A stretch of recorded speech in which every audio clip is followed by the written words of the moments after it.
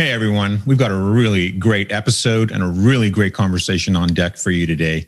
Our guest is Wesley Gray, CEO of Alpha Architect.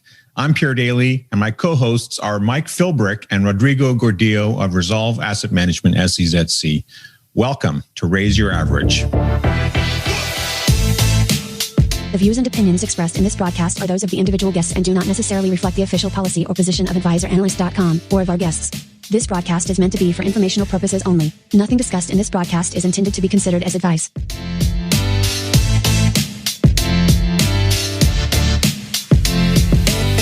Well, welcome everyone. Our guest today, we're very excited to bring you Wes Gray from Alpha Architect. Wes is the CEO of Alpha Architect, and Wes, for those of you who don't know, is also superhuman. Agreed. Wes, welcome to the show. Thanks for having me, Pierre. Honored to be here. Very excited to get a chance to have this chat with you and to hear about everything you're doing.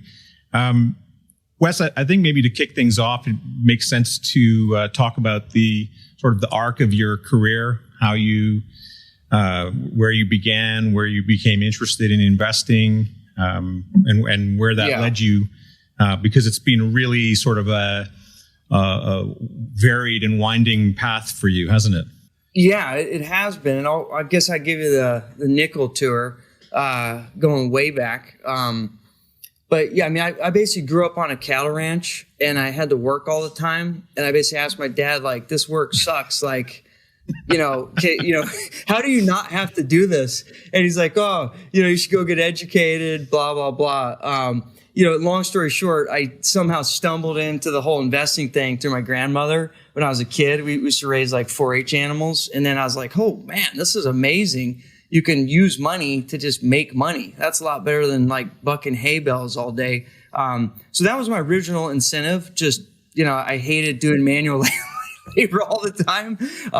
And so I just wanted to get rich. And then I don't know if it's bad luck or good luck, but, went to school. I actually started liking like intellectually just investing and like, financial economics. And so when I was in college, I basically, instead of doing summer interns, I was essentially the data monkey and the programming monkey for the, the Wharton finance department. And I actually liked it. And they said, hey, you should do a PhD because this is what you do all day is just do research and like think about stuff and get paid. I was like, well, that sounds awesome. And so right after undergrad, basically went into, PhD program and then spent a few years there.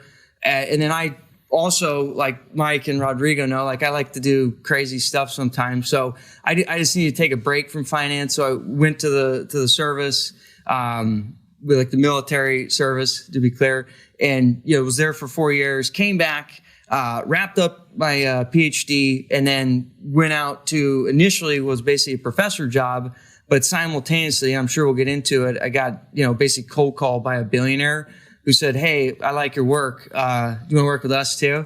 And then everything kind of went from there. And then eventually, I moved into full-time Alpha Architect and what we do today, which is essentially our mission is empower investors through education. So, and there's a lot of details in between there, but that's the 1 minute. So what was it that got you the cold call from the billionaire?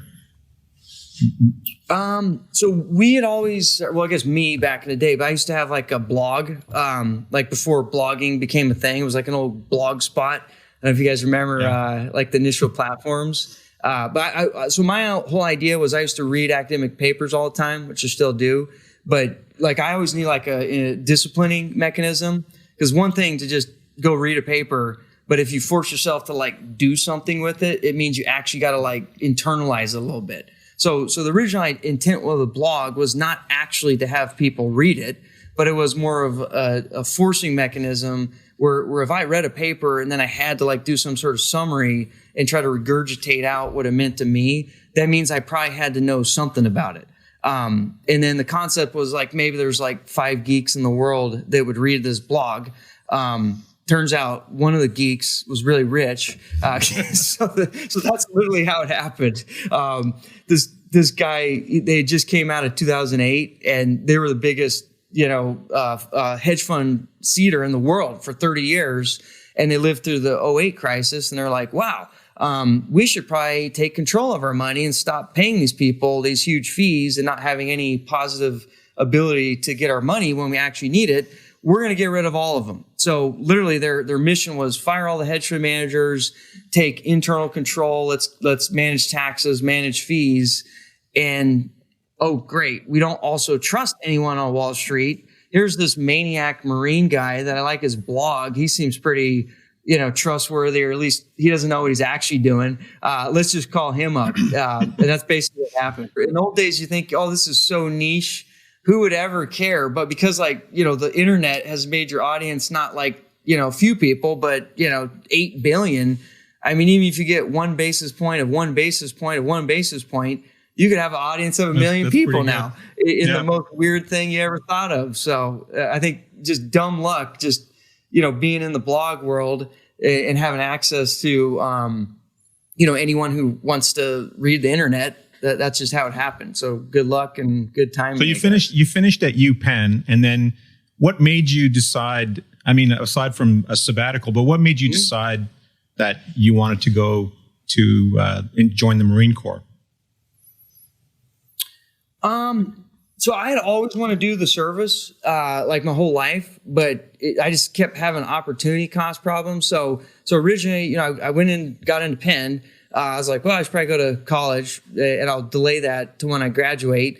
And then when I graduated from Penn, I got, when you go to these PhD programs, especially on my deal, they were paying me what I thought was a lot of money to go to school. And I was like, wow, that's an amazing deal. You're going to pay me to go to your school to get a PhD? Sign me up. So I was like, all right, I'll punt on the service thing. And then, then after doing a few years in those PhD programs, it's just, total beatdown. And I was thinking, you know what, I'm 24. If I graduate with a PhD from University of Chicago, my opportunity cost thing, my excuse is only going to be even higher. I got either shit or get off the pot, pardon the French. So that was basically, it's just the timing of that it was now or never, basically. So that's why I did it at that particular time. So was hazing harder in the Marines or in Chicago? I actually think Chicago. I'm real good at dealing with physical pain for some reason. My mom's like that too. I don't know. I think I have maybe a genetic benefit there. But mental pain is, because you got to actually sit there. I thought it was pretty bad. Physical pain is pretty simple to deal with, but the mental pain of having to learn and rewire all your neurons, I thought that was much more challenging for me personally. But everyone's a little bit different. So you started advising the billionaire family office. And then that eventually led to you founding several companies and then Elf Architects. Yeah. So the way it worked is that's when we started, and the initial deal was I was like, oh, this is great. I finally met some really rich person. Now I finally got someone who can seed our business. Because as you guys all know, the problem with asset management is you need a track record, you need capital to get capital. So unless your uncle's got $100 million, it's hard for normal people that don't have access to a lot of money to ever start asset management business. But here was my chance, bajillionaire here, and we're friendly, we're hitting it off. I could do it. But the problem was they were actively getting out of the seed business. So my ask was, hey, you're about to and the dad was the one who actually controlled everything. I dealt with the son. But essentially he's like, listen, man, my dad has just gave me the mandate to get rid of all seed deals. And you want a seed deal. That ain't going to work. So how about we do this? You help me out. Give me 2 years. You're basically going to be my full-time consultant, build out the family office, give us the tools, give us the training. And then if you guys do a really good job, I tell you what, I'll convince my dad to do a seed deal. So that's basically what happened, right? 2010, we started. 2012 is when we got our initial 20 mil seed, and then it went to 50. But it was basically a 2-year kind of prove yourself out and let's build a relationship. We'll pitch my dad. if he's cool with like making an exemption to his old rule of, hey, we're getting out of seeding business, we'll get back into chips. And then, so that really got us cooking. And then just through this blog, and now everyone does this, but I don't know, just random rich people they're geeks, would reach out and say, hey, really like what you guys are doing. Sounds interesting. How do I invest with you? And so we really did the SMAs, and we kept attracting, rich people that essentially were not very into paying taxes. And so we used to do all kinds of like tax loss harvesting and building algorithms to figure out how to optimize. And then it's a long story, but we ran into the tax structuring of the ETF vehicle, which is a little bit different and more generous down here in the States versus what you can do up there in Canada. But essentially it's a deferral mechanism. And we looked at that, we're like, oh my God, we do active factors, like things that turn over a decent amount. And all of our clients hate taxes. This ETF thing looks like a no-brainer in the wave of the future. And got lucky after the fact it was, but that's where our business transitioned there around 2013. One of our clients gave us like $1 million of working capital, and we decided to get in, like transition and get into the ETF business basically. And then we started that, and pretty much the worst timing for value, top ticked it. But the end of 2014, we launched a value product after having like an amazing run the 3 years prior. And then we decided to go public in the world, and then it just, went bad ever since then. So, but it was good we got into ETFs. It's coming, though. It's coming. Clearly, it's coming, man. I don't know, man. I'm way less down. Yeah, I don't make comments on when value's coming, especially when everyone says it's coming back. I saw a big cross today between growth and value. It's looking good since the bottom. It's looking good. It's looking good. Over. But so we got NASDAQ 10 years down, to make up. NASDAQ down almost 2% today. Value shooting up. I think this is it, man. So Wes, let's talk about value for a second, Wes. Let's talk before we about jump into the value, so you start Alpha Architect.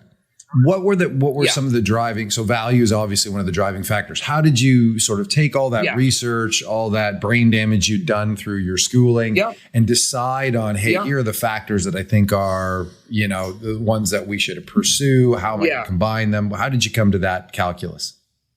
So originally in our life cycle as a firm, we were just pure research, and we studied everything, right? We have a folder on every thing you could ever think about in financial markets, because that's all we did. We weren't in asset management business. We were just pure research business. And our job was to see everything that got flung at the family office from the street, from Goldman Prop Desk or whoever, and just take it, like deconstruct it and say, hey, is this something that's actually adds value after fees, after taxes, after brain damage? So that was our original business. But then we got into asset management with the seed, and we started off with systematic value because I happened to have a book about it. That's what I'd always done my whole life. I was just value person. Like it was the only thing I believed in. That was my religion. So that's what we did because that's what I had the most faith and confidence in. And we decided to focus there. And then our problem though is we were still research minded people. So all we wanted to do is more research on like different things. So we had like prop strategies going on. We had like 50 strategies in our firm. Excuse me, got a call there. And so we had too many things going on. But then we realized like, wait a second, in asset management business, you actually need to have assets.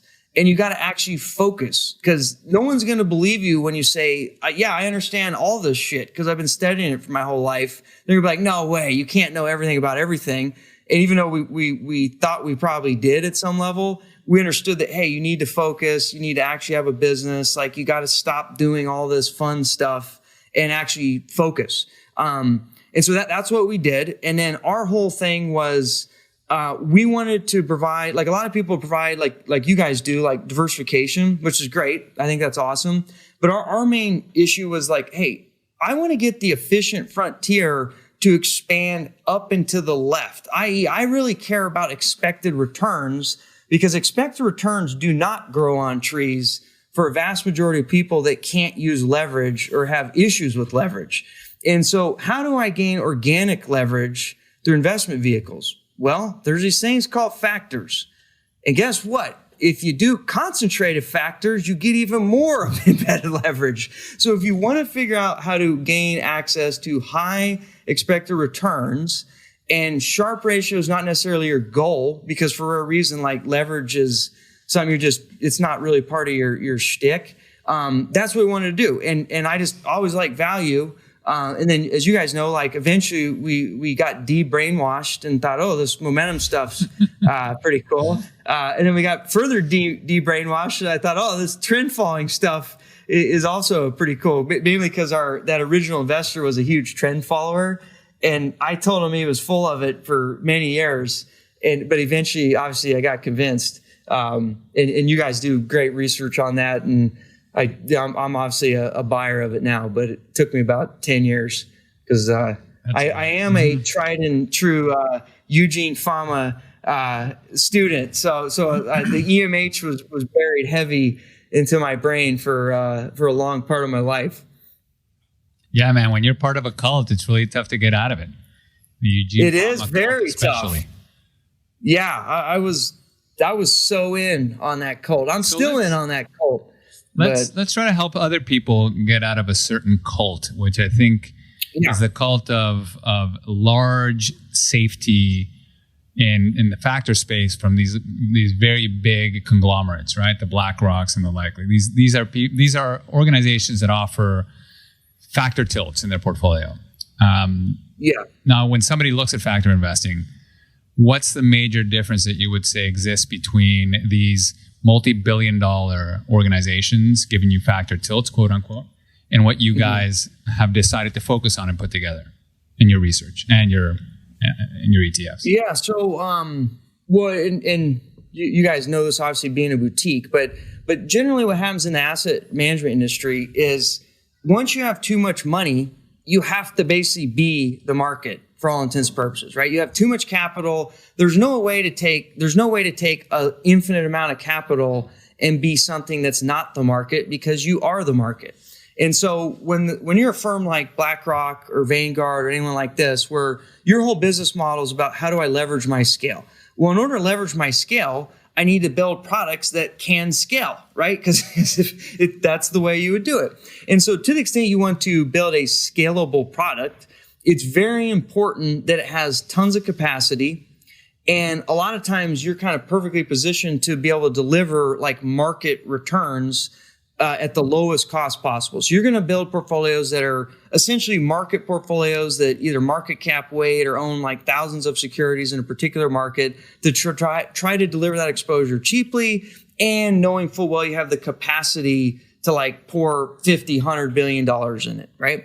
And so you can also do that in the context where, like you're talking about, like a factor tilt, where, hey, we're going to add this factor thing, but let's just add a little bit of factor juice on it, because we still need to have tons of capacity. We still need to be able to leverage our scale to make this a profitable enterprise or business for our enterprise.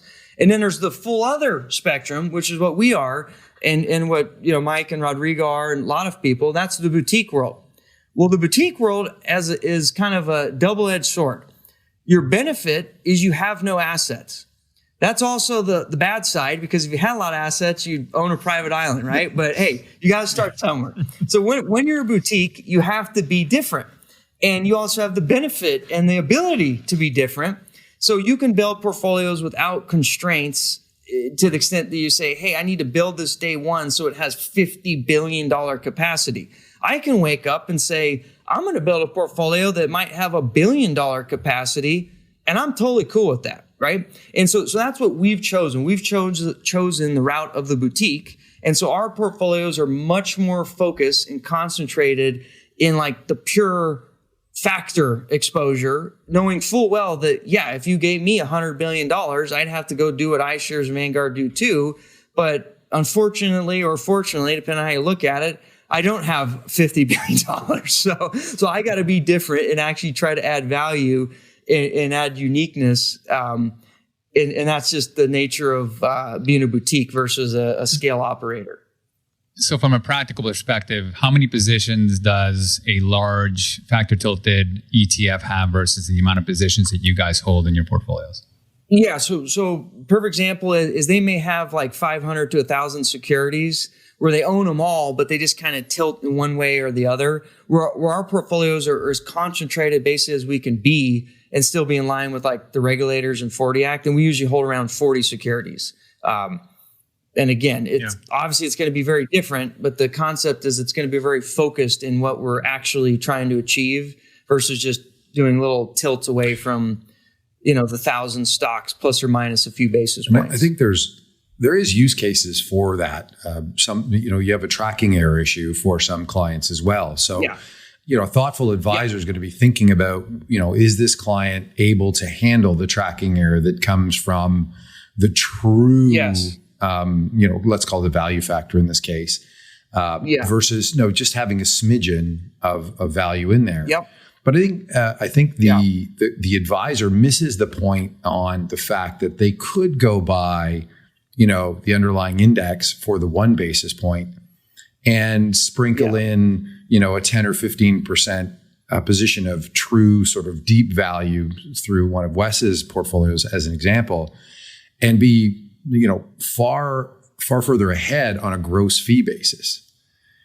And, I think that, that's something that has to be considered. Now, some people would not be able to take the tracking error and the line item risk, of course. But maybe you can comment on that a little bit, Wes. Yeah. So that's as you guys know, like there's doing things rational, and then there's just dealing with reality a lot of times. So the hyper rational advisor who's trying to maximize the value proposition for their clients on an after fee, after tax, risk adjusted basis. In this theoretical world, they would do what you say. They'd say, wow, there's this this closet index fund that's basically 95% Vanguard, 5% actually like doing something factor based, and they charge me 50 basis points. I could basically replicate that by going 90% the Vanguard fund and 10% in some concentrated fund, and the all-in cost might be 5 basis points. So you basically financial engineer to the same endpoint, but like way more efficiently, way more transparently, because you can actually see what each item is doing. You can rebalance those items. As you guys know, like the line item risk, it's super weird, right? Because everything you learn in portfolio theory is you're not supposed to think in line items. You're supposed to think in a portfolio so you can gain the benefits of like non-correlated assets and things yin while other things yanging. That's like literally what the whole financial theory is based on. And yet the whole industry is based on a reporting setup where what do you do every quarter? You go show to your client the quarterly statement. It has like every line. Like this strategy, benchmark, this strategy, benchmark. And of course the client, like let's say you bought like an insurance asset. They're like, why does this thing always go down 1% a month? They're like, this is stupid. Why do we own it? Because it's in the line item. And of course, when the world blows up and it goes up 10,000%, they're like, why don't we have all our money in that thing? So I don't know why our industry has structured people to basically behaviorally be flawed and not actually be able to use actual portfolio theory, but it just is what it is. I know you guys deal with that a lot. With anytime you do anything alty or different, and you have a line item, and you're trying to pitch it like, hey, you add this in a portfolio and it adds a ton of value. People just don't care when it's losing money, basically. So, I don't know how to solve that. Well, it's the duty of the fiduciary to continue to work their clients to that end, I guess, in order to do that. That's right. And really good advisors we see do that, right? They lower the reporting cycle. We're not going to look at your portfolio every day, every month, every quarter. We're going to do it once a year. And then they keep them very focused on goals. Like, what is your goals? Not, what do you think about the CNBC commentator, which is that just keeps people focused on the end state. And then they also do their best to the extent they can within like the regulatory regime to just show the high level portfolio performance and not go into the weeds, because that actually protects the client from doing stupid decisions and allows the advisor to actually be smart about, how they think about adding different products and what have you. And so how do you think about putting these factors together as you build portfolios at Alpha Architect? Like, you've got value, you've got momentum. How have you kind of thoughtfully integrated those two approaches to have sort of a gestalt? Yeah, so we always say, like, hey, we do value and we do momentum, but obviously we use all factors. I just view the world through the lens of there's like top tier expected return driving factors, and then there's kind of like fine tuning factors that work on a quote unquote risk adjusted basis, right? So the primary goal is, how do I gain organic leverage to high expected returns? Well, I know I got to buy cheap stocks, i.e. the value factor. And of course, within our value factor strategy, a big component of that is, once you've found cheap stocks, let's do equal weight construction. Let's focus very heavily on quality. So we're including indirectly like size and quality and low vol, everything that everyone likes. But we just like to emphasize, like, value is really at the core of what we're doing. These other things are just kind of fine tuning it to help us try to extract the biggest expected return out of that value factor. Similarly, in momentum, like, momentum is obviously, it's high level, it's just pure momentum, right? But then as you get down into the algorithm, we have elements of like, well, looking at like, what is the quality of this momentum? Also, like, at the margin, like, instead of owning like the mega cap $1 trillion companies, if we can get more diversified exposure across things that aren't just mega caps, i.e. some of the size component, that also might be interesting. So we always lead with like, hey, we do value, we do momentum, because that's the simplest narrative to get people going down the right path to earn higher expected returns. But obviously within those constructs, we're incorporating all the factors that everyone knows and loves. It's just they're less of a emphasis, because we feel they're less important to the goal of high expected returns without leverage, basically. Wes, what's the... And then one of the reasons that you put together value with momentum is they're highly complementary at the end of the day, right? Yes. They tend to out of all the... You got it. For me, it goes beyond geek. It's just intuitively, value is like a fundamental based philosophy that's one religion. And then the other religion is like, okay, we don't care about fundamentals. We care about technicals and like sentiment. And that's the momentum trend religion. And I just feel like these two religions hate each other. And so they're just naturally, I don't have to see a back test. And I know, like value momentum strategies throughout the history of the world, from now, in the past, and for the next 1,000 years, they're probably going to always be the yin and yang. So I like their structural kind of, pooling benefits. And I think this is an important point. That it's so silly, but it's so important to clear up. Whenever I mention something like that to an individual investor, they say, well, hold on a second, you're buying something when the other one's losing it, and the other one's losing it when you're making money on the other one. Don't you make a zero rate of return, right? And I think the key thing here is to think about it from, we like to talk about in Canada, that there are really no ski companies, right? And there are no bike companies. There's a store called Skis and Bikes, right? Because it's not that they're highly complementary to each other, but independently, they're going to have positive cash flow at the end of the year. They're going to make money. Yeah. The ski company's going to make money in the winter. Bike company's going to make money in the summer. When you put them together, your cash flow smooth out. Yeah. You get an upward slope. Yeah, that's right. The key thing is we expect a positive expected rate of return from both of these. Yes. And yet they are that is a great, generally speaking, at different times. Point. That's right. You never, well, actually, the sad thing is if you really get deep geek, as you guys know, sometimes you do want to include negative expected return strategies. They have particular, benefits to them. But in general, to the normal person, and what most people should focus on is anything you do in investing, if you're trying to earn money, obviously you want to make sure at the outset as a standalone, they have high positive expected returns for sure.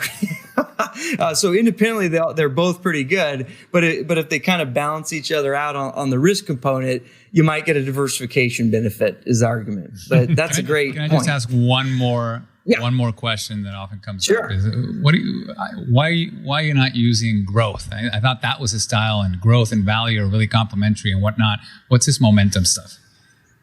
Why not focus on everybody It's honestly, it's all semantics. I just came out of academic world where momentum, like you always want to define what you're talking about. So momentum in the context of academic research is all about price action. Now, when you go and growth is all about being the opposite of value, like it's expensive stocks. So in academic literature, value is cheapest stocks on the PE ratio, right? Growth is definitionally, I'm not saying this is right or wrong, definitionally, it's the most expensive stocks in the market. And then momentum, definitionally, is you're buying the best winners based on price action.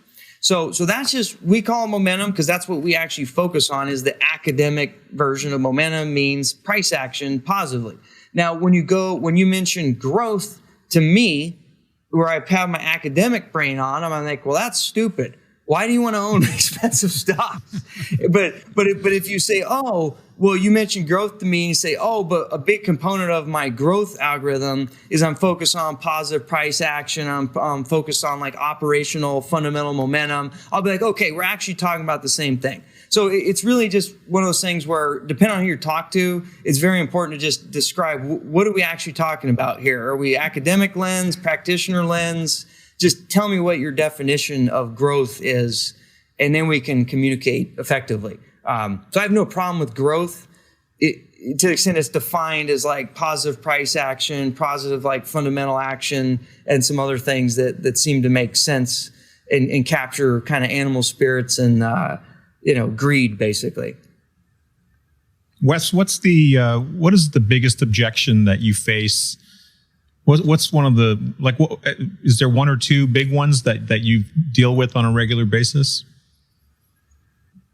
Well, one or two, there's probably 5,000 at this point. But the biggest thing on, there's just different levels to the game, right? So the first level is, wait, you don't use people? Like, you're not stock picking? How do you know what's going on? Like how are you sure that, like, why has this computer got any capability to do this, right? So there's one level of like the initial intro where if someone just does not have any familiarity with quant or like using computers to pick stocks, this is totally mind-blowing that we don't use human insight after the fact on what the algorithm tells us to actually like change it. Like we actually just do what the algorithm says, right?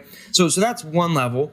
And then the next level is once you get into people who are doing factors, and they're like, okay, got it. I understand like all the quant stuff and all the factor stuff. I'm a buyer of the concept of systematic versus human interference in the process. Now let's argue over like the exact details of your ingredients. Like, well, you guys use this. Well, I like that. What about this thing? Like, I read this paper that told me this other thing. So there's always debates on that, and who the heck knows what the right answer is. But then the other one is, it's not really a complaint. It's just, it's an is we obviously can construct our portfolios to try to maximize expected return where we're doing concentrated factors, which are mechanically, and we're telling people up front, this is going to capture a lot of fundamental risk, and it's going to put you in the position of eating a lot of career risk. Like, i.e., like, look at the 5-year relative performance chart. Like, it's happened 10 times where you got fired. This is why this doesn't get arbitraged. You want to do this. And so a lot of people just complain about that. And they're like, well, why don't we just do this other thing? Well, I'm like, well, then just go buy the Vanguard fund. That's cool. Yeah. Like, so it's not really a complaint. It's just a lot of people, because we're just so transparent about what we do and why, they walk themselves into the corner of like, well, that makes sense. But then they walk themselves back out because it's just not appropriate for their situation. And that's fine. We don't sell to everybody. Like, we know we're a boutique. Your clients are amazing. I've met them at the March for the Fallen. They're just fantastic. Yeah, we got well-screened. They say things like, embrace the suck. And I've been my portfolios for 10 years. Like, you really found might not be long enough. 10 years might not be long enough. Yeah. Well, you guys know, I mean, the thing is, when you've been in this business for so long, you quickly realize the actual process of what you're doing matters a little bit. Obviously, like you don't want to do stupid things, but in the end, if you just have a process, that's great. You've passed the 99% rule. But then the other 1%, which is the most important, is can you stick to this damn thing? And the behavioral components, like that's everything. Like all processes are good if you stick to them. If you switch every process every day, you're just a day trader that has a lot of frictional costs, pays a lot of fees, and just you're crazy. So I don't get in deep arguments anymore with people over like the nuance of process. Like it's fun, but my whole focus now is on how do I get behavior correct, because that'll solve way bigger problems than whether my book value is bigger than your cash flow value or something. It's just, that doesn't matter, to me at least. It matters, but it's not, that's a geek conversation. It's not a client outcome conversation. I think it's also really important for investors to understand that if you are harnessing a factor and you have really, really focused down on that factor like Alpha Architect does and like Wes does, that the manifestation of that factor is going to be amplified by the concentration. And thus, when you get challenging times of performance, in fact, your true value manager is going to have likely a larger drawdown because they have a more pure exposure to this thing, which provides for an amazing opportunity for rebalancing. So rebalancing that market cap weighted, we come back to that 90-10 discussion earlier about how you might think about, hey, this is how I'm going to construct the portfolio. You'll pay probably all the fees by simply rebalancing back between your 90% market cap, 10% value, a deep value ETF. You have that opportunity to do so if you can handle sort of the line item risk and the behavioral risk. There's a huge opportunity there. Yeah, I mean that point, right? Yeah, rebalance bonus, like the diversification opportunities. I mean, all that is, but the problem is all that stuff gets into deep geek territory, and it gets quickly off the reservation of like warm and fuzzy narrative, which is usually what most people like to focus in that lane, and most advisors and intermediaries like a lot better to tell a story than actually do the right thing, because it's more profitable. We're trying to change that here. This is raise your average is the name of this. So this is why we're digging in and saying this is the way. We're going to go with the robot brain here. We're going to go ahead. This is the way, just like Mandalorian. Of course. This is the way. I just tweeted that Mandalorian, you should have all advisors. I tweeted that out about value today. This is the way. Yeah, they should watch that and be like, you're a Mandalorian, man. This is the way. Like, we got a process. Everyone's going to make fun of it. Like, they say, you wear your mask funny, or why don't you take it off? Like, no, this is the way.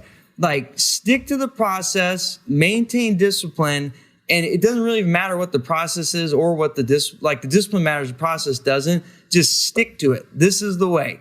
And you will be a better investor. You will raise your average. But that's hard. It is, but it's absolutely critical to understand. I want to make this one point, just because you're going to go through an appraisal process in your portfolio, and you're going to look at these line items, and you're going to say, oh, look at this value manager that's underperforming the value index during this time. And your conclusion should be, if that process is on point, and I generally have the right factors and direction, that I actually want to own that pure value player that has actually had worse performance than even the value benchmarking index. If the process is pure, that's where my higher expected return will be. Yet it's the exact opposite that occurs over and over again. And if we look at what's that one Murder on the Orient Express piece, where they looked at institutionally managers that were replaced, and just going forward, the manager that was fired did better than the manager that was hired.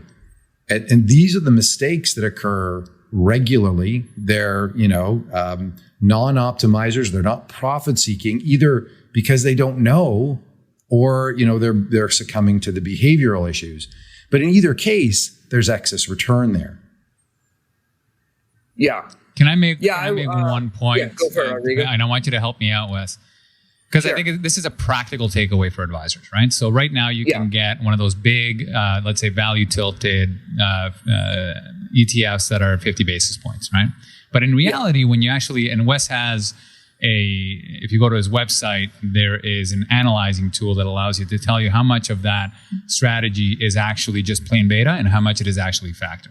And I'm going to just make up numbers that are roughly accurate. But when you buy these, you're getting, let's say we're getting 90% just the market, and you're getting 10% the value factor, and you're being charged 50 basis points. Okay. Now, you like that profile because it's going to be more like the market. It's not going to be as painful.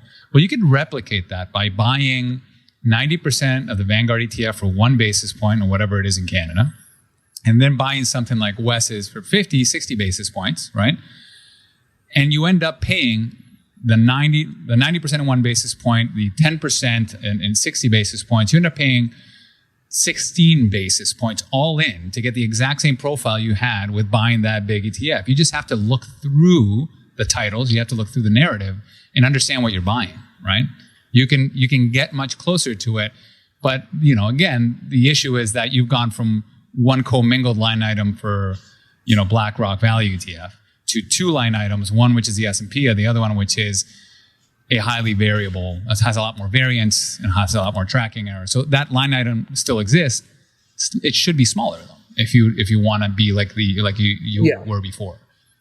And so I think that's a clear takeaway, like an actionable step where you can save your clients money and get the same exposure if you want to. Yeah. Yeah, we call that. Did I kind of get that? What's your that's tool called? Actually, so smart beta down here they call that core satellite, but up there the smart beta they call that beta and blend. So you just take your beta and then you go with the blend and you use like super concentrated, unique kind of alternative exposures to give you collectively like a much cheaper profile, but the process wise you're achieving the same goal just for usually a third the cost. And as you guys know, being in the Canadian market down here, it's a lot more competitive in the States where advisors have gotten this message already. But when you're in Canada, like the opportunity to do the beta and blend or be a little bit smarter about how you engineer your portfolio is epic. Because I would say 90% of portfolios you see up there are like, holy cow. You ever thought about this at all? Whereas down here, you still run into that every so often, but it's much rarer occasion that you see a portfolio where it's obvious this could be improved without thinking too hard. And I think that's just probably the nature of Canadian market. It's a little bit different. And the competitive pressures are also a little bit unique versus down here. How do you think about the sector composition, Wes, as you're building these out? Do you have some guardrails on that? How do you deal with that? Yeah. So we have so that this is also where, like I was saying, in quant, there's kind of like an art versus science because you can only backtest so many things till you blow your brains out. So on the sector component, the key thing with sectors is, unfortunately, unless you're running long short, like when you're long only factor investing, which is what we do, the value, a lot of these factor premiums end up being correlated with sectors in the short run. And the problem is, like, for example, if you want to do the value premium, sorry guys. So if you're trying to do the value premium, and let's just take the extreme example of like 99, right? If you do a sector neutral long only value fund, and unfortunately you got to own, let's say 50% of your book in tech. Well, when the cheapest tech firm is like 200 times earnings, that's not capturing the value premium, right? Value premium, at least as I view it through the academic lens, and I think why it works, it's the fear trade. You're buying dirtball, nasty, ugly firms that no one likes. They think they're dead. And so you pay low cost, you get a high earnings yield. And on average, it's always a little bit better than expected. And they make some extra money, right? So that's the background. And so, but there's a trade-off. You also may not want, energy is really cheap. Let's do 100% energy because you do have like a massive idiosyncratic bet, obviously, in energy. Even though, yes, it's true, that's where all the 1 PE stocks are. You probably should do that. So there's like this trade-off where we want to maximize expected returns.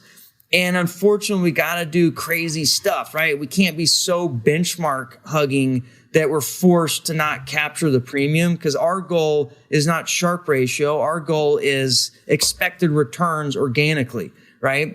And so we've got to be able to bet sectors, but we put basically a 20% break on all of them. So you can never get too crazy, right? So we got to have some baseline, but we also got to allow ourselves, if that's where value or momentum or whatever resides, we unfortunately got to live there.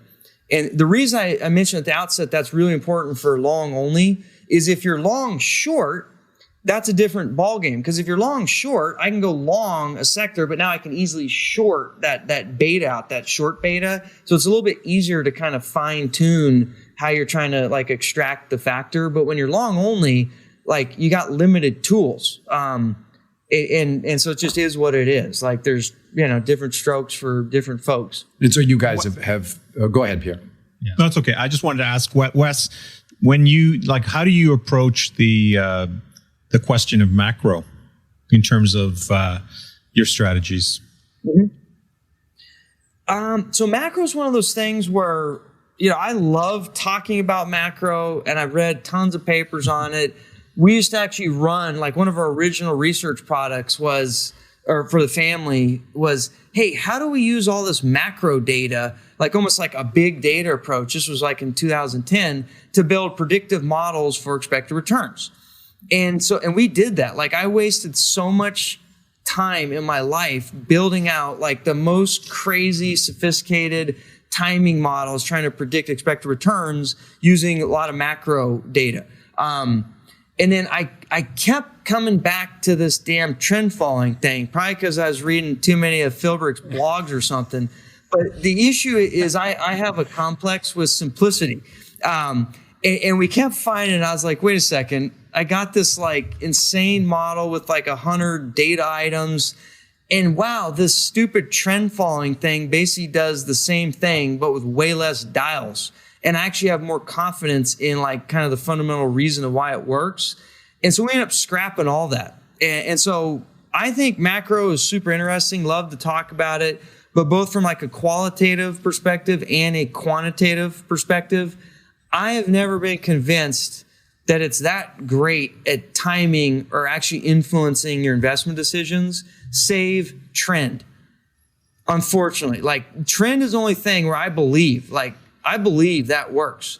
But I also believe, just like value, just like momentum, being a trend follower sucks from a career risk standpoint, because you got to not only be very different, you might got to be in cash while everyone's riding the S&P looking like a genius. And so the career risk element of trend, while empirically, obviously, it makes all the sense in the world to me, talk about a painful investment, life. It's the most unbearable. It's way worse than all. I remember when you guys were triggering that sell in March.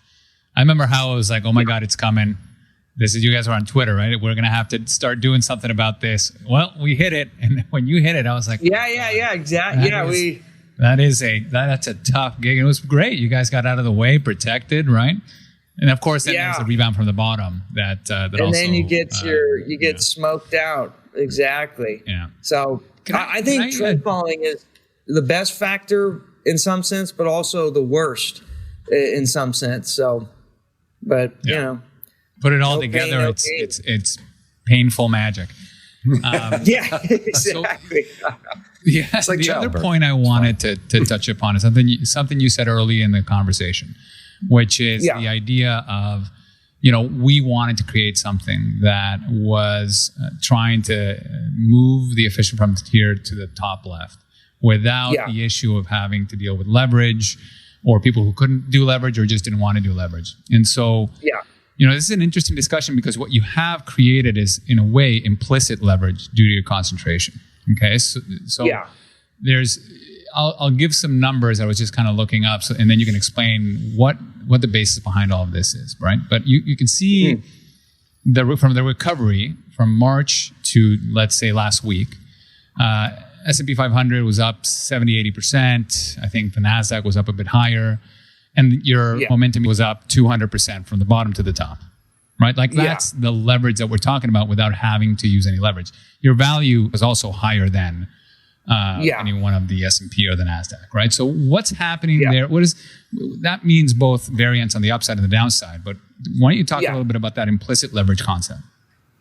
Sure. So, so for example, momentum is probably the easiest to understand, right? So when you do a momentum portfolio, just generically, it's in the name, right? This thing is going to be volatile. It's momentum. So when the market's working, you're working. When the market's not working, you're not working.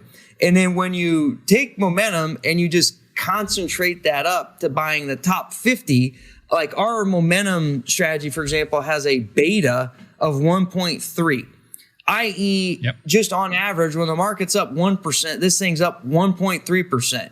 And if it's down 1%, you're down 1.3%. But you only put $1 in to buy 1.3 beta, right? So you get like this. The same dollar buys you amped exposure to the market.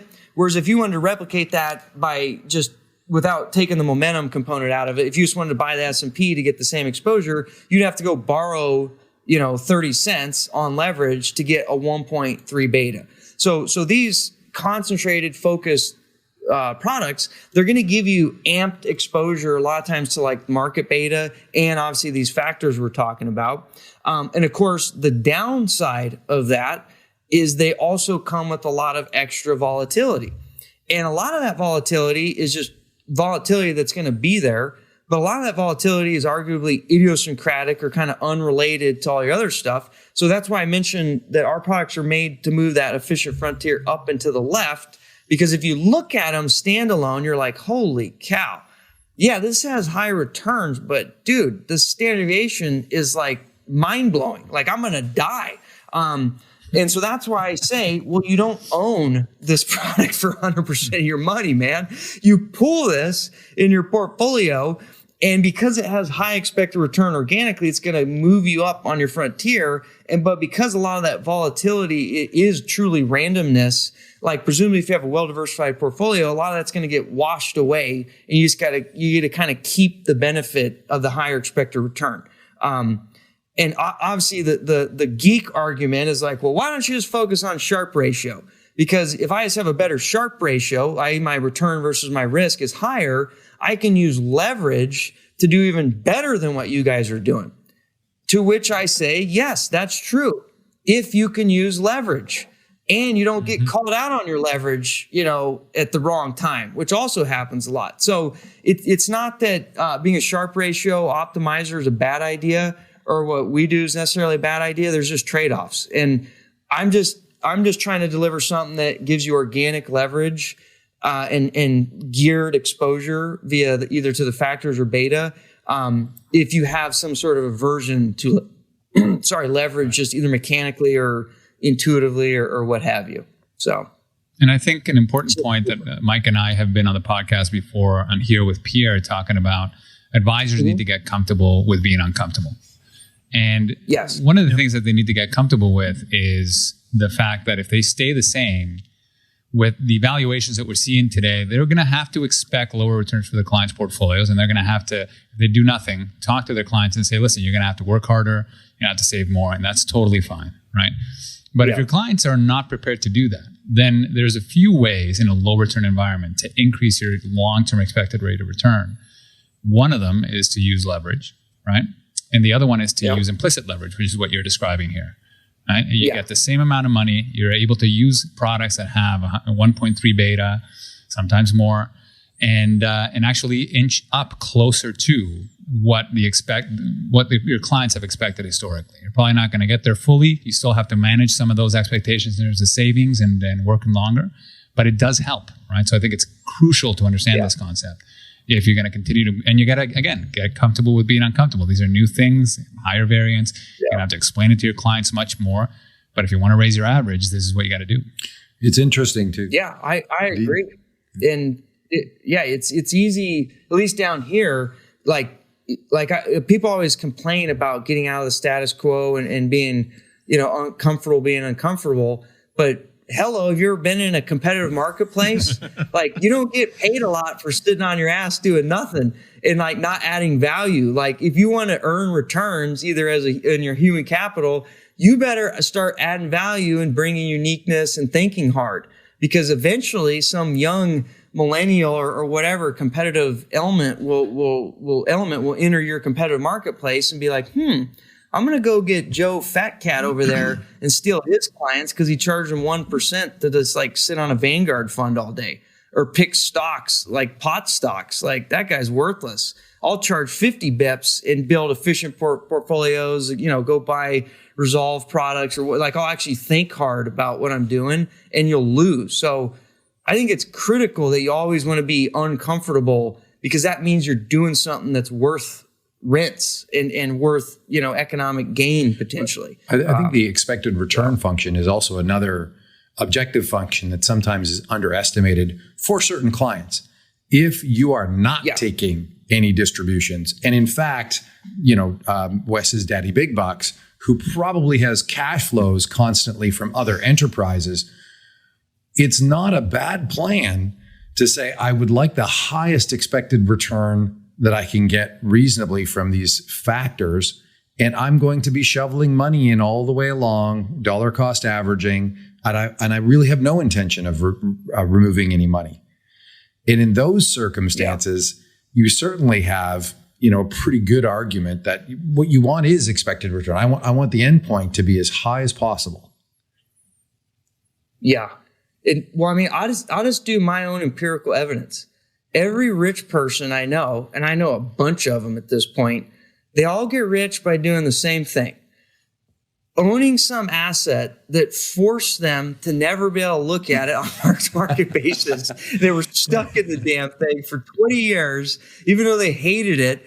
And then all of a sudden they woke up rich because they couldn't screw it up along the way, right? So this is like, you either got like a low basis asset from your grandma, or like, well, I don't want to pay the taxes. You got real estate, whatever it is, a business. It's always the same story.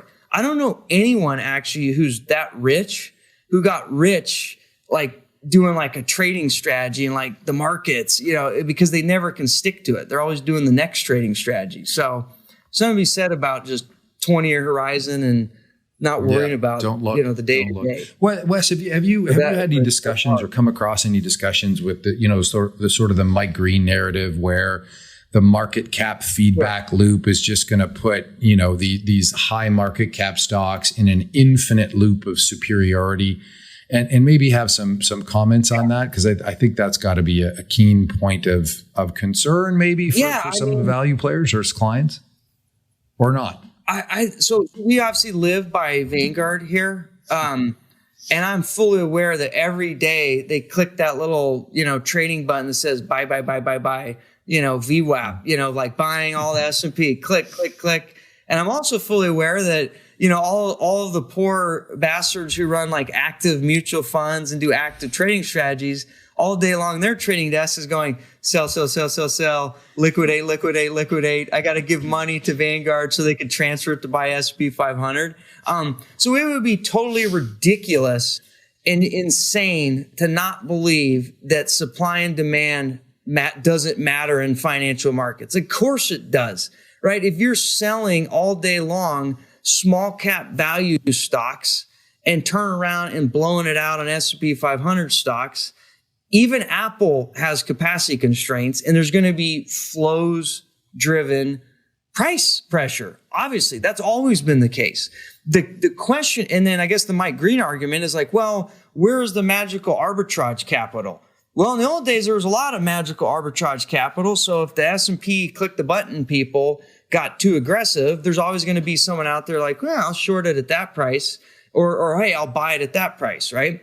The problem is, as everyone gets liquidated, it's just the liquidity in the arbitrage pools is obviously getting probably smaller. So you're going to probably get more and more flows-driven markets, more and more kind of factor-correlated driven markets, which we already see. And what's going to happen is you're going to start seeing more probably inefficiency in individual names. Like if there's a name in a sector, it's going to move more with the sector than the fact that they just went bankrupt yesterday, right? Because the sector's up 10. Well, the bankrupt stock in the sector probably went up 8.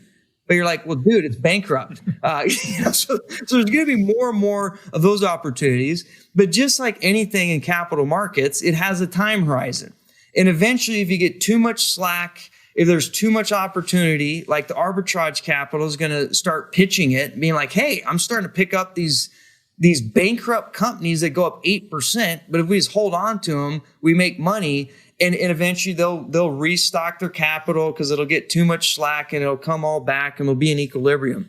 And I'm sure that equilibrium is further out because of the massive passive, outperformance and the narrative that like cheap is better, free forever.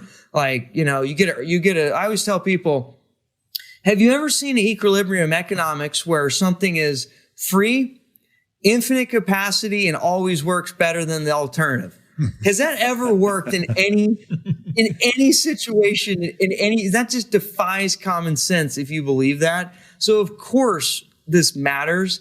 Unlike Mike, like he has much more doomsday tales on it, which is fine. I don't know. I'm just more a believer that like competitive markets are a little bit dynamic and will slowly adapt to this and figure it out because people love making money. Yeah. And it just might be a little slower this time. You're already seeing the cycle. The sector performance start to change. You're seeing that the sort of those grand macro drivers of inflation expectations and growth expectations are going to drive cash flows to certain types of assets. Yeah. Those assets, by the way, happen to be extremely cheap for some reason. And they're getting massive cash flow. Well, money does go where it's treated best eventually. Eventually at the margin. Well, plus you've got this new cohort of investors coming in, right? These coming into Robinhood, into the Robinhood platform. Yeah. It's changing the dynamics of the market as well. Yeah, there's elements of that arguably could be changing it, or maybe just fueling the same old fire we've always had. Yeah, and I honestly just believe the fire is all about fear and greed. Like value's the fear trade, momentum's the greed trade. And I don't know when we're in a sentiment market. I don't know when we're in like a gravity matters market. But it just seems like that's unpredictable. But markets tend to move between those two realms. Of like, wow, it's all sentiment, like buy the ARK crap or buy our momentum stuff. I look at those things, like the actual companies, because I can't handle it from a value perspective. I'm like, this is stupid. Like, who would want to own this crap? I mean, I do because it has good momentum. As your momentum is buying it, is like backing up. Like, I love that you hate your own product. No, but he doesn't own it forever. He dates those stocks. He marries the value ones. That's right. That's what you've worked really hard to simplify things, haven't you? I mean, it's not simple what you do.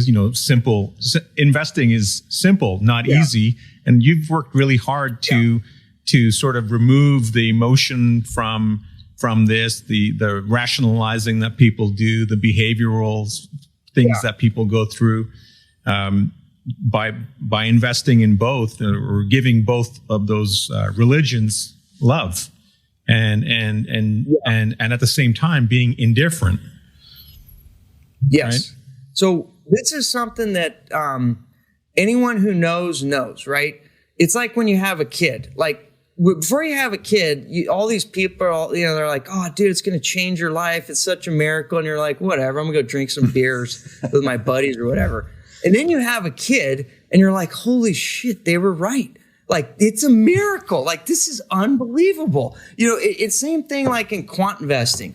Like, unless you've actually been in the pits, losing your hair, stressing out, and you get smoked doing stock picking, which unfortunately a lot of people are not learning this lesson because they think they're geniuses.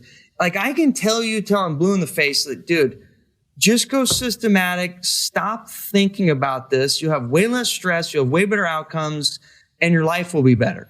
They're not going to listen to us ever. I've learned this. It's just, they have to learn, unfortunately, or I've never been able to figure out how to convince people. They got to learn their own way. When you have a baby finally, or you turn into a quant systematic, you'll know.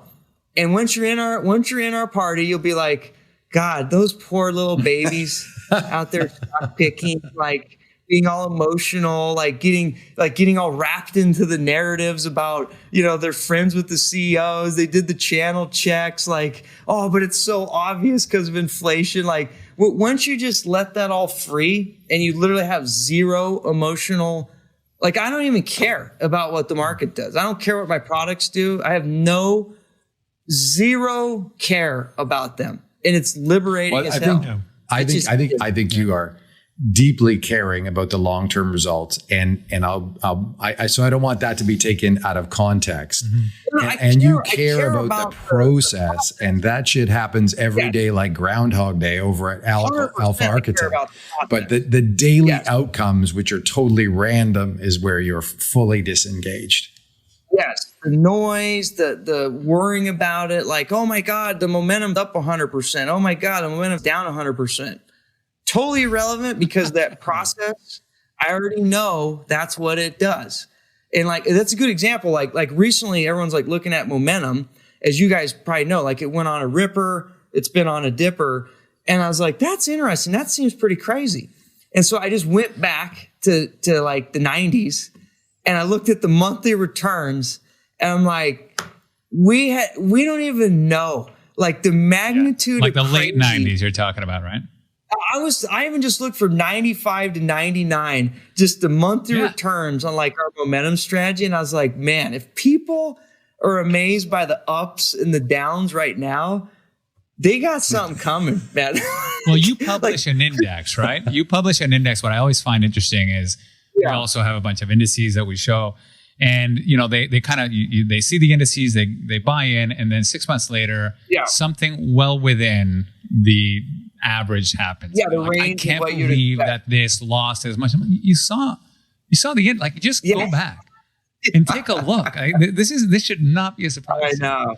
Now we don't get much of that. I think one of the benefits of the work that you put out, and we're the same, is putting content out there and having education first, which I think is a key aspect of what Alpha Architect is about. Allows you to, when people don't believe you, and you don't have to argue with them. You can just point them to your content. And I highly recommend. Wes has written a bunch of books with his team.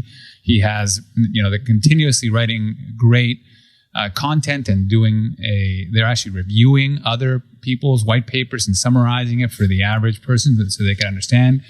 Quick reads, accessible. You can spend days learning. And then by the time they get to us or to you, they're converts, right? They're like, I cannot believe I ever felt or thought about it in any other way but this, right? Yeah. And that's one of the greatest things that I think that you've been able to do. You make it accessible, you grab complexity, make it simpler, and then get the emotional side. That you got to embrace the suck and get your marine roots in there. So anybody who's listening to this podcast needs to go in there and start reading, drinking that quant religion, because I guess, it's one quant talking to the other, but it is something that is going to be immensely valuable to marry both the efficiency of quant with the emotional detachment of it. I think it's also the form of education that Wes has taken that's so impressive, right? It's not, I'm going to educate you. Mm-hmm. No, I'm going to lay copious amounts of evidence at your feet for your consideration. And I'm just going to keep, questioning my own beliefs, my own thoughts. How can I improve that? Where might I be wrong? What's the other research saying? And it's in that type of education, I think, that is the real opportunity for people to change. As you said earlier, Wes, it's like a person is a person until they embrace, until they do the learning, whether it's losing money on stocks or having a child, until you actually do the bathing in the information and actually dive into it. You really don't get there. And so, I think you guys do an amazing opportunity for that, for people to just, here's the evidence, you make your own mind up, Yeah. And the key behavioral hack here is, we're not a nonprofit, but we always talk about the biggest issue here is behavior. And what is the most powerful behavioral issue? Everyone has big ego. So if someone gets endowment effect on an idea and they own it, now they can't blame you because they're blaming themselves. And everyone like me, all of us were egomaniacs.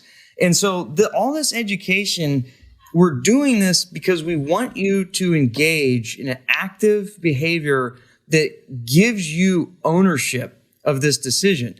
Because then we know once you have ownership on this data and all this evidence, and it's not even our stuff, it could be anyone's stuff.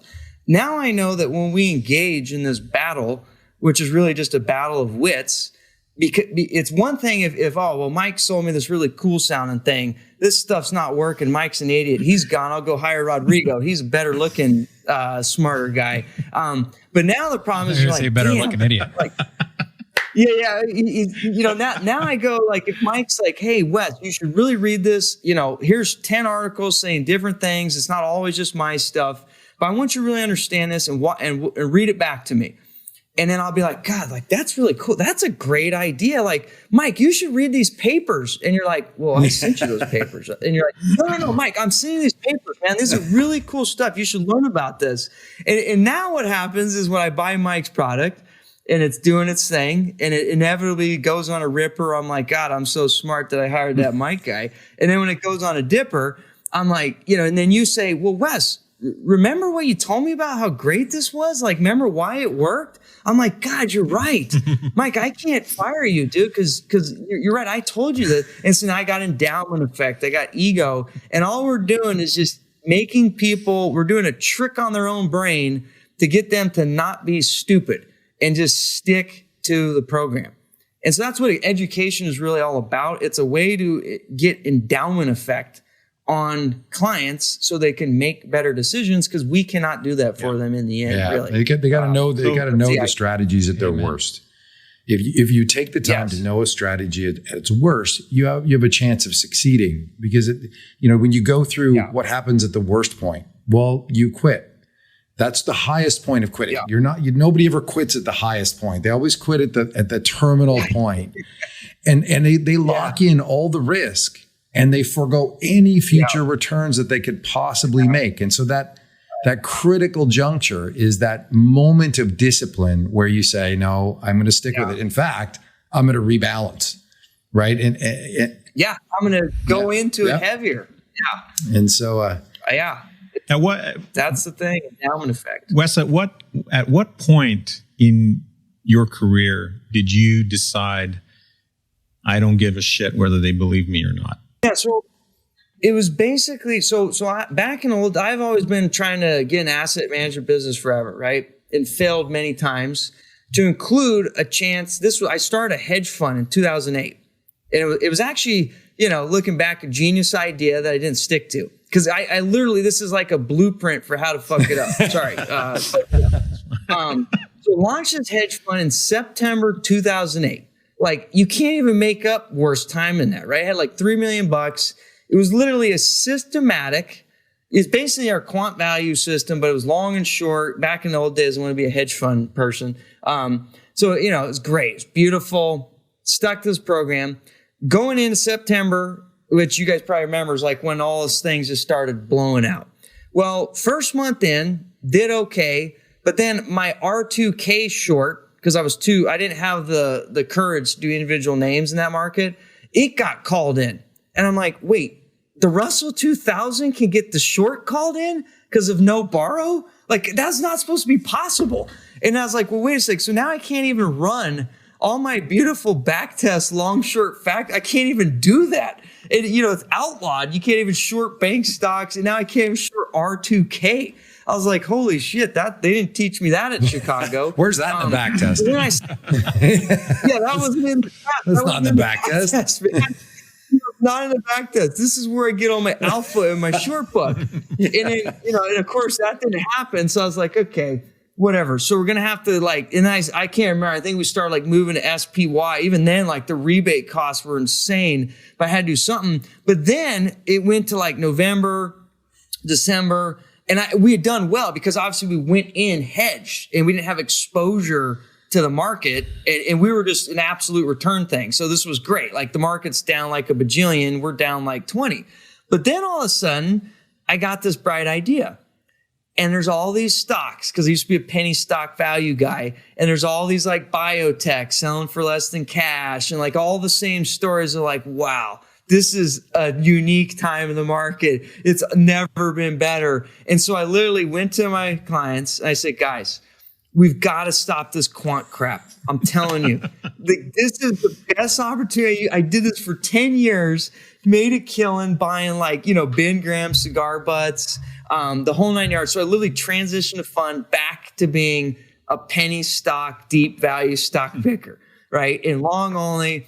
This was in December 2008. So anyways, doing all this for like the next 2 years. And then, of course, I ended up having a situation where I'm like, I don't even remember. Looking back, it's so stupid. I was like 60% in one stock. It was like some penny stock thing. I like knew the CEO, like flew down to Florida, like kicked the tires. The guy was like an old army cat. Anyways, long story short, it was a fraud I got totally bamboozled. The guy was it was just a fraud thing, man. And just by dumb luck. So the fraud thing, like obviously blew up like 80%, like the fund got destroyed, even though I had a lot of gains, basically equaling like, or it was less than R2K. But then I had another one that also had like some crazy lucky like buyout. So it like tripled.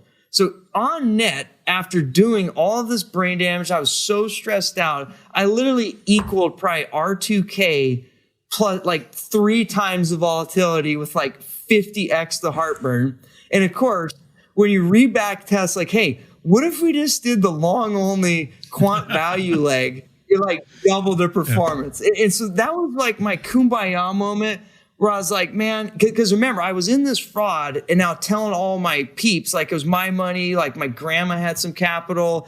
I'm like, guys, like we're down like, I don't even remember, like 50% or something stupid, like versus the benchmark. And I went through that pain moment of just feeling like a total idiot. And then I just got lucky that it all came raging back. So I was able to pay him out money good. But that whole experience just made me think, you know what, I'm out. And then what made it even worse, I was like, I am all in quant. I'm never doing this shit. It's ridiculous. But I had one hanger. It was this thing called PRXI. It was like the old Titanic asset trade, because I had done so much research on this thing, man. I was like, you know what? And Jack will tell you the story. My partner, Jack Vogel, I was like, because I was still a stock pick guy, just it was in my DNA. Even though I went quant, I was still in there. I was like, Jack, dude, I'm telling you, this thing's gonna double. The Titanic, it's a classic liquidation. I've seen the bids out in the UK auction house. I got this inside scoop. These things are worth 3 times. I talked to CEO, they're in liquidation phase. It's like, it's stupid. It's selling for $1. It's worth $3 in liquidation. And of course, and he did it, like my PhD student. I was still all in. I had like a big chunk. And of course, that trade also went south for all the normal reasons that like stupid stock picking goes south. You're 100% confident and then you miss something. And then that was just that was probably like 2012 or something. I have not picked a stock or done anything non-systematic ever since. Been 8 years now. It's like I was a drug addict, man, and I'm out. Like it's like I'm not touching alcohol ever again. A recovering stock picker. Yeah, I'm so done. It's been 8 years. I've been clean, and I might get drawn back. If I get really rich. You decided to buy some of that GameStop at the end. You wanted to buy some of that Bitcoin. Why? Shorting all of that. I wanted to short GameStop. Like, honestly, the last active decision I made which was a dumb luck one, is I swapped out of our trend product and went all in value last March, just because it was like 50% intra-month drawdown. I was like, you know what, this is stupid. And that was my last, but that one I was careful on because I still attribute it to 100% dumb luck, because I know if my little monkey brain thinks that skill, I might get that drug again. So, but I'm off that drug. Those receptors. I'm just a liberated man, dude. I'm like a gospel. Like, just don't be a stock picker. It'll kill you. I love it. Right. So do you guys want to switch gears a little bit to the ETF structuring learnings that Wes has had for a few minutes before we wrap, or how do you guys want to go? Yeah, I think Wes, you should maybe talk about your ETF platform. Sure. Yeah, you got it. So through all this brain damage of running a vertically integrated ETF firm like out of my garage with no budget, we've learned a lot over the past 7-8 years now. And, now we're actually, I guess, professionals, technically, even though I'm wearing a sweatshirt, but, whatever. We love that about you. And so now we have this platform. That's not COVID either, people. That's what he wore pre-COVID. Yeah, not COVID. That's pre-COVID, post-COVID. Isn't that Alpha Architect swag? Is that a AA swag? It is Alpha Architect swag, so I guess it counts for maybe marketing or something. But so we have this platform where we've kind of dialed in and we know where all the bodies are buried because we spent a lot of time figuring out every little piece of this ETF, back office, middle front, back office on the ETF thing. And then we've had this platform. We've always been like the low cost operator for our own funds. But as you guys are probably aware, once you build one software stack, well, guess what? We could put our 5 and never add another one for another 50 years. Or if we just went for it, we could open this platform up and allow other people to basically take advantage of our infrastructure cost. And so that's what we've been doing the last few years. And we haven't really been marketing it at all just because we wanted to make sure, we could operationalize for a third party effectively. And we've done that, and now we still don't market at all, but somehow everyone now knows about our platform. And so now all I do, and probably those 2 or 3 calls that we heard as we were on this call, they were probably ETF architect leads where people will call us up and say, oh my God, we heard you guys are good at doing this. Can you help me launch an ETF? And then my job is to basically say, no, you shouldn't launch an ETF. Do you really want to join the most competitive, high CapEx, low fee business on the planet Earth? Are you insane? That's my question number one. And if they're like, no, I get it. That's just really just a scare tactic to make sure, are you ready for what you're about to get into? And if they're ready to get into it, all right, great. Check the box number 1. And then we'll just sit down with these entrepreneurs where if they're serious about getting this business, our platform will give them an ability to access this market very efficiently. And then we're not going to bring distribution.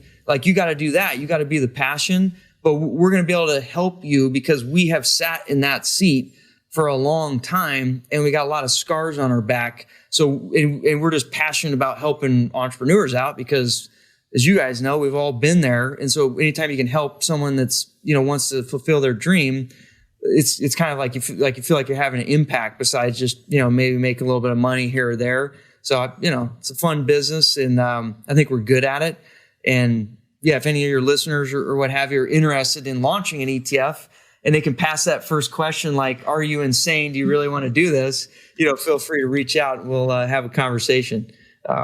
So that's fantastic. It's all good. So you're based out of the US, Wes. You have a range of momentum and value and a combination of them.